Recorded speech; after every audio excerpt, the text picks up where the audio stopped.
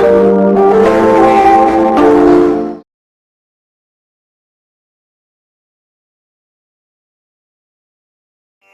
அவதாரம் தான் தியாக பிரம்மம் அப்படின்னு சொல்கிறார். அதனால இப்போ தியாகராஜ கீர்த்தனை பாடத்து ரொம்ப பொருத்தமாக இருக்கும். இந்த சமயத்தில் அயோத்தியில் கும்பாபிஷேகம் நடக்க போகுது. இந்த சமயத்தில் தியாக பிரம்மத்தோட கீர்த்தனைகளை பாடுறது ரொம்ப பொருத்தமாக இருக்கும். ஏன்னா வால்மீகி மகானுடைய மறு அவதாரம் தான் தியாகராஜர் சொல்கிறார்.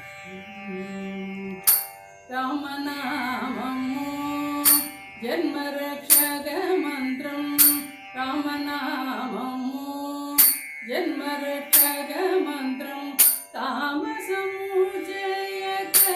భజింపవే మనసా, రామనామము జన్మరక్షక మంత్రం, తామసముజయత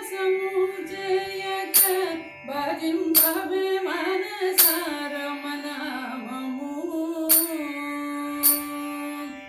సోమ సూర్య నేత్రుడైన, సోమ సూర్య నేత్రుడైన రామచంద్రనికి సరియవరూరా, రామచంద్రనికి సరియవరూరా, రామనామము